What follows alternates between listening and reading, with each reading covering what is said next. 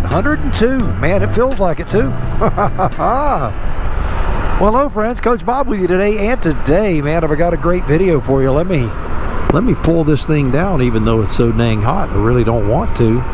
Give you a little more audible, better clarity on the sound there. That's important. That's really important for you. All right, so today we're going to be talking about history, family history, and what it can mean to you, and how, if you don't really know your family history, how you can build one, and how your life can be more fulfilling. And we're going to be doing all of that while riding on this beautiful 2024 Can-Am Sea to Sky edition. And man, is it a smooth riding beast, let me tell you. Rolling through the turns like a happy man. Well, you know, I got quite a few emails this week about, Coach, where were you? Where are you? What's going on? We don't see any videos coming out.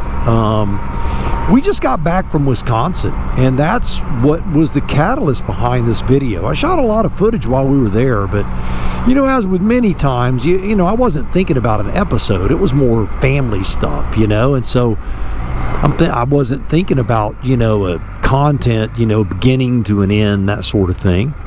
Coach Vic was like, how much are you gonna share? I mean, this is not your normal family stuff. This is a little different, and some of it's personal. I said, well, you know, I'll talk to everyone, and whatever everybody's comfortable with, I'll share. But before we get going on all that, if you would do me a favor, give the video a big old thumbs up, all that jazz, you know I would greatly appreciate it. Also, I wanted to do a little catch up on the old dog. I got a lot of emails this week. It's funny. There are a lot of pet owners out there, and they've been asking about Pearson. I'll drop a link to the video right up here or right down below, maybe both. So if you don't see the link up here, check below. It's going to be at least in one of the places, maybe both of them. Pearson, this was my deceased daughter, Baba. It was her dog, and Pearson broke both of her legs on Father's Day. There's a video about that, and man, you know, I'm not going to say I bought a new Spider getting that dog fixed, but I certainly bought a nice used motorcycle. Man, we'll say I'm a crazy person. My son's laughing at me, tells me I got soft in my old age. We've spent probably over $7,000 on this leg repair on this dog. It's crazy. But the question was, how is Pearson doing? We haven't heard anything. And I want you to know she's doing well. We just got her casts off after we got back from Wisconsin. She traveled to Wisconsin with us. Here's some video of us walking around Lake Superior. Well, it is morning time, and what a glorious morning it is. It's about 7:30. I've been up a while, just hanging out with the dog, walking her down by the lake. It's beautiful.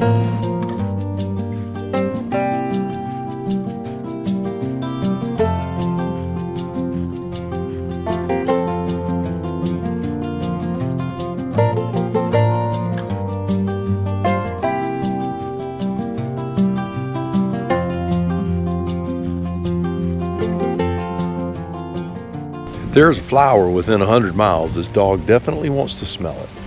Let's look at this water a little bit. Can you do steps this morning? Wow, look at you. Very good. Is that hard? It looks hard. She has 2 broken legs and does steps better than I do. Go figure.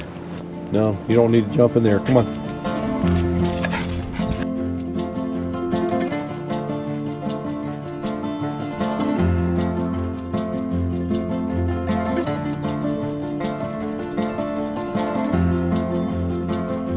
Don't run, don't run. You can't run, you'll break yourself down. Don't drink the lake water.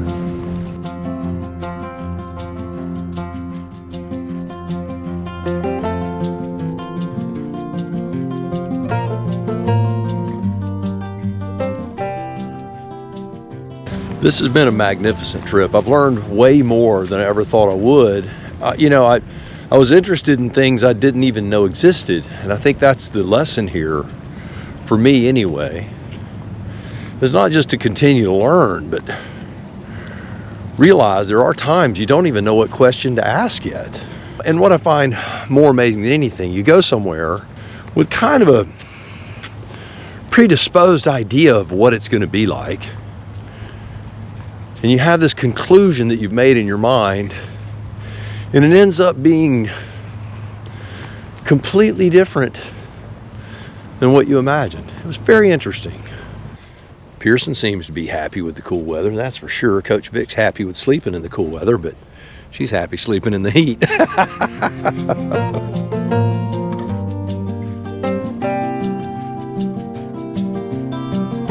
I'm going to be getting a camera for Pearson to wear. She's going to walk around with a little chesty on. I'm going to maybe get her a little box or something, the little case type thing they ride in on the Spider. I'm going to see if I can't get her trained to ride on the Spider with me. We'll see if that works out. Maybe I'll do some videos showing you how to do it, and that way if you have a dog, you want to take it riding, you can do it too. I'll take all the guesswork out of it. If you're interested in that, leave a comment down below. If you're not, I'll probably make the video anyway, because that's how I am. I'm an idiot. So as you can see, Pearson is doing quite well. We got back, we took her to the vet, they took her casts off. If I have an opportunity, I'll take some video of her without her casts on, but it looks like a dog with skinny legs is all it looks like. Oh, don't do that. Please don't do that. I really would like to live to see tomorrow. Oh, they'll do it, boy. They will do it. But her legs definitely atrophied a little bit, and the fact that there's no hair on makes them look like she's standing on 2 pencils. So she can't run, she can't jump, she can't do anything yet. She's got another month. Right now her bone growth is happening. She's about 35 to 40% bone growth in there right now. So if she runs and slams on brakes, her legs will stop, but the rest of her will keep going, and we don't want that happening. We don't need more broken legs. So she's got plates and everything and screws in those legs, and she's ready to run and jump. She's like, she doesn't care, but I tell you what, I care, because she'll definitely be a mess. But thank you for asking about Pearson. She is, like I said, things are going great. It's been a real challenge carrying her a lot and making sure she doesn't do too much, because you know how dogs are. All right. So let's talk about family history. And when I say family history, I'm not talking about your mom and your dad. I'm talking about real history. You know, my son-in-law, his name's David. He's a wonderful young man, and he's married to my youngest child, Lulu. We'll just call her Lou. That's what I call her. She's been called Lou since the day she was born. He's from Wisconsin. Now, he is a part of a Indian tribe or Native American tribe, if that is the vernacular you prefer. No sensitive Jones vibes with me. I don't care if you call people Indians or Native Americans. It doesn't matter to me. It doesn't matter to him either, quite honestly. He doesn't care. They had a powwow going on with his tribe. Now, he is a part of the Chippewa Nation, but he's a part of a tribe that is a part of that nation. Now, I don't know the name of his tribe. It's a long name. It's a long word, and I'm not that familiar with it. Because, man, there are so many of those words that they threw around up there that I have never heard in my life. But it was interesting. So we go to the powwow. This powwow, it's done. You can go in as just a regular schmo. You don't have to be a part of the tribe. Old Paleface Bob was up there, and it was good. I asked a ton of questions about what was what. So David had his Native American outfit, whatever you want to call it. They have a word for it, but that's what I'm going to call it, okay? Because I'm just a dumb old hick from South Georgia. It is a customary suit. They dance at this powwow, and my granddaughter, Lenny, Lenny and Lou, I know you're going, Coach, you got to do something about these names for these girls, but Lenny, this was her first powwow. She's just a little over a year old, and so she got to do her first dance with her daddy up there, and she is officially a part of the tribe. Very, very, very cool. They know their history. They know their traditions. They know their dances. They know all of the folklore associated with it. They know all of this, and they talk about it, and it's important to them. They don't look back so much that they use it to rule their world. It adds to their world. It doesn't make them a victim. That is the thing that absolutely blew me away. I want to share a few things with you that just blew me away up there, that I wasn't sure what I was going to hear, what I was going to see. So here's the very first thing that I noticed was respect for tradition. They actually respect their traditions. Virtually everyone could tell you the reasons behind everything that they were doing. And these traditions go way, way, way, way, way back. The fact that they know their language, they know their traditions, and yet they have assimilated to this great nation and have become a part of the fabric of society is really quite wonderful. It's actually very, very beautiful. I will tell you that there were many times in their ceremonies that I would get teary-eyed. It was so beautiful to see the value placed upon these things. You know, there was a dance that they were doing, and during this dance, a guy dropped an eagle feather. They stopped the powwow, and he could not pick up the eagle feather. They had to pick 4 warriors to come, and they do a certain number of rotations around this feather, and a lead warrior stops them, and then they each put a feather under the feather and lift it up, and then the lead warrior picks it up, and that feather is assigned to someone, and it doesn't necessarily go back to the guy who dropped it. It's weird because we look at things in society as ownership, right? Well, I worked for this feather. I earned this feather, and therefore it is mine. That's not how it works in their culture. In their culture, the feather is seeking you out. It's seeking out a warrior that is either needs the feather to be complete, or it needs this eagle feather to bolster them to become a greater warrior. It's quite wonderful. And so the feather is constantly seeking you. So if you have a feather, you didn't earn it, you didn't get it, you didn't take it, you didn't whatever. It came to you. That is really, really cool, because we don't look at things like that in our culture, and I love that. I absolutely love it. It takes the arrogance out of it. It's beautiful. But seeing the ceremony and talking to people about it, David's uncle, Mike, I spoke with him. Hi, Mike, if you get a chance to see this video. Wonderful gentleman. He spoke with me about this, and I'm not going into all of the grave details about it because I know I would get half of it wrong. But he did an excellent job explaining it to me, but I still only have a surface understanding. So, knowing your tradition is part of the beauty of it. But here was something that I never saw coming. And I wouldn't have even thought to ask the question or not ask the question. You know, when you go back through the history of their tribe, they had an unbelievable amount of land in Wisconsin, up in that area. And I believe it was in 1854. I read about the treaty when I was there. And they met with President Millard Fillmore, and they came to a conclusion: if you want to be free, you're going to have to accept this amount of land. And they did it. And that chief brought that pipe back, and David's tribe actually still have that pipe. It's really cool. But they ended up with a very small piece of land.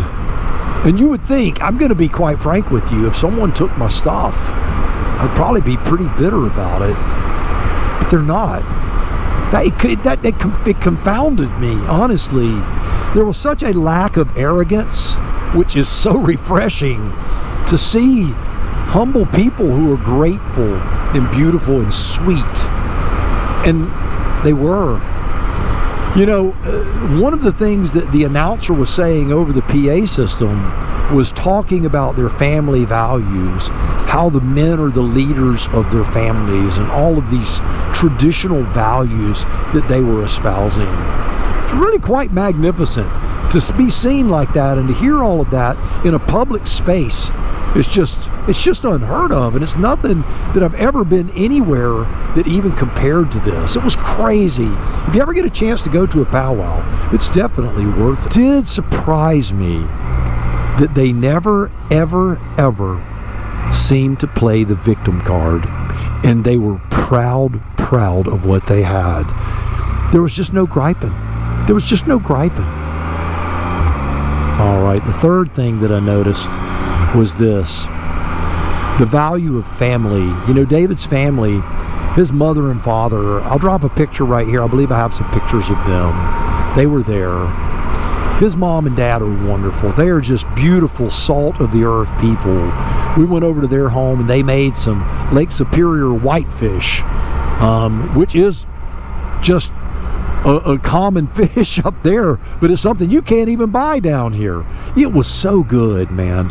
And she created, just with her recipes and just the touch of her hand, the way she cooks, she made such wonderful food, and they treated us so well. Well, heck, I had to stop for a second. I got a little emotional. Isn't that crazy? But it was so sweet. It was so beautiful. You just had to be there. But their family is just magnificent. We got the privilege of going to church with them. And David's mother, she leads worship up there. And she did such a great job. Man, it was just, I'm just telling you, the whole Wisconsin experience, it made me want to move to Wisconsin, because in the mornings it was 48 and 50 degrees. When I got on this thing today, it was 102. It's down to 93. You know, it's cold, 93 degrees. The other thing, the heat index right now here is probably 108. It's been brutal for over a week. But it was 48 to 50 degrees every morning there. And we got to hang out with David's parents, and we got to go to their house and eat their food and be a part, just be a small part of their world. I'll flip this up here. Look at that. They got the puppy dog down. Be careful, puppy dog. There's alligators in that water, and they'll use you for a tic-tac. Getting the taste of the snapping turtle out of their mouth. Isn't that beautiful? Hi. Man, that is so pretty. Hey, how you doing? That is so wonderful.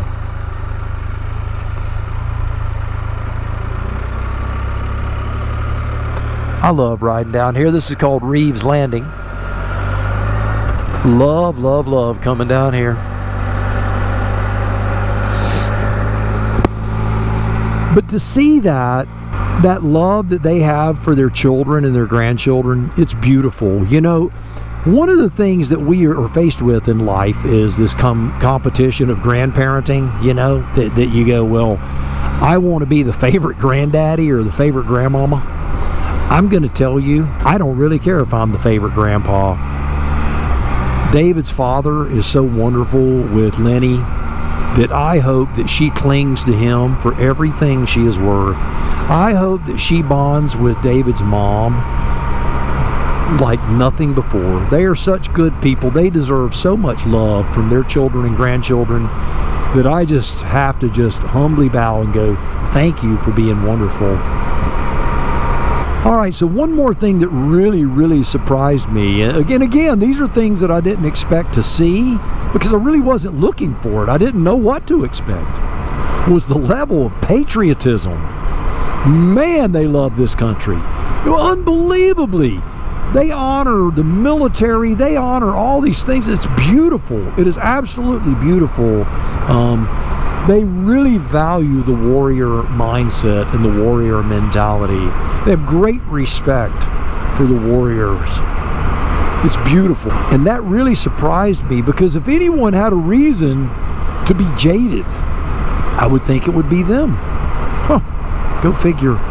But yeah, unbelievably patriotic. Just wonderful. All right, so those are my observations. So what does this have to do with you? I'm going to tell you it has something to do with you.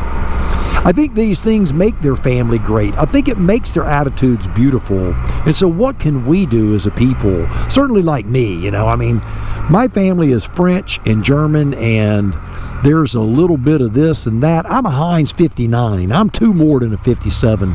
So where did I come from? I don't even know. All over the place. And so when you go, well, what are your traditions, Bob? Well, I don't have anything like that. I've never even experienced anything like that.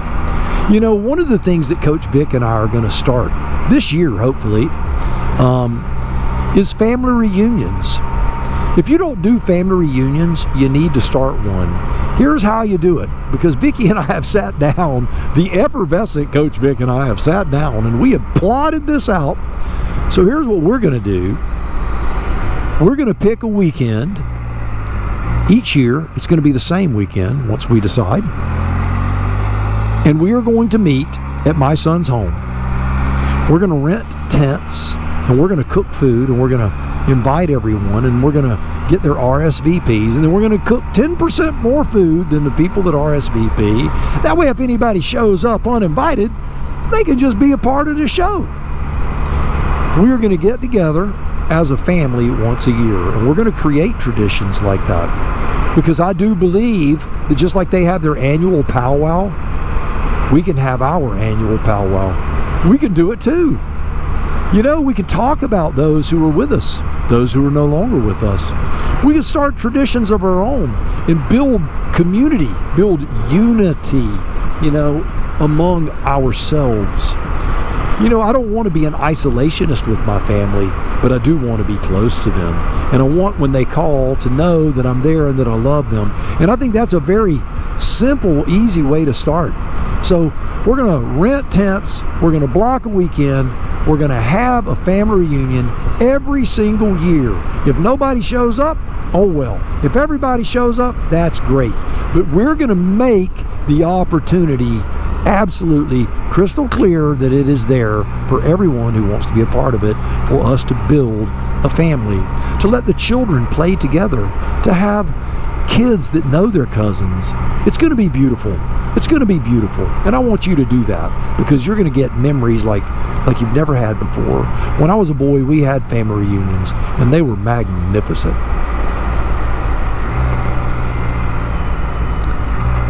A second thing that you can do. So we've talked about, you know, creating the family reunion and having the tradition. Look back to the people that have been a part of your past and make a little scrapbook for each person. You know, my mother and father, they weren't big on taking pictures. So we have to find pictures, and we want to create a little scrapbook. We want our grandchildren to know their great-great-grandparents. You know, I want them to know my grandmother and my great-grandmother. I want them to know who they are. So I'm on a quest to find photographs and to create these memories. And those memories are also going to be shared at the family reunion every year. And when I die, they'll be given to my eldest. And then when he dies, they'll be given to his eldest. And hopefully they can keep that tradition going, and they will know their family, not just those that they've met, but those who were a part of the fashioning and shaping and forging of what they've become. You know, there's a third thing that I'm working on right now, and it's going to sound silly to you probably.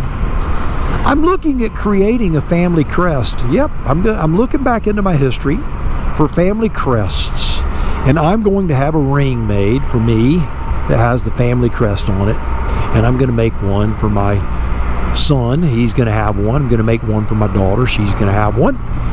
And then their job is to make them for their children, and they are to continue this tradition until forever.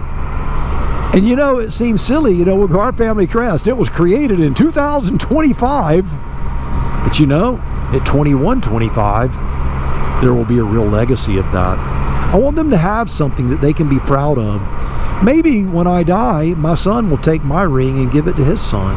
Maybe we can just flip-flop generations and give these rings to the children, because it really is beautiful that they would have something that had a small piece of me in it. So there are 3 things that you can do. Now, what is the payoff of all this? Is it worth it?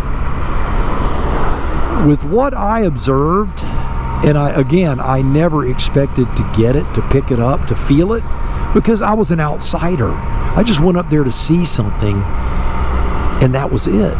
But it was so special, and they were so special, and they had this common bond, and whatever differences that they had transpired over the year, they got rid of them. For those 3 days, those differences didn't exist. It was all about the unity of the family. And I want that. I want that unity in my family. You know when Baba passed away in February, our family was close before. This drew our family even closer, in a good way and in a broken and sad way. And we really miss Baba big time, and we cling together. We've clinged together. Please don't let it be tragedy that forces you to cling together. Create traditions so that when the tragedy happens, like with us, and we have our traditions, we have a lot of traditions in our family. I've been this way most of my life, where we had Christmas traditions and Thanksgiving traditions and all these things that we did a specific way every year. But now that the children are gone, I have to figure out a way to make it more open, because they're not there on Christmas morning. I want to be a part of the tradition, and I know that as we spread out as a family, I'm not going to be a part of a lot of their Christmas and family traditions, so I have to create ones that I can continue to be a part of, at least annually. But these traditions are going to make you closer. You're going to be able to bury the hatchet. When things happen, when all of a sudden you're like, I'm angry at this person, this happened, or this was said, or that was said, because you have a common ground to cling to. Just for a day, you can set those things to the side. And if you set them to the side for a day, who knows, a day turns into 2, and 2 into a week, and a week into a year, and all of a sudden, you're loving each other again. It's well worth it, my friends. So I want you to do me a favor, go out and build your family. Create beautiful, rich traditions, cultural traditions. If you have them, I don't have them. But if I did, I would, but I don't. So create your own. You can do this. That's your challenge, not your weekly challenge. That's your life challenge, to cling to your family and to make your family a tight-knit unit. Love them while you can, so that when you can't, they can love you and fill all the gaps. All right. Well, there you have it. Another one is in the books. It's just been a beautiful experience. I want to tell you, I thank you for riding along with me and listening to me and all that jazz.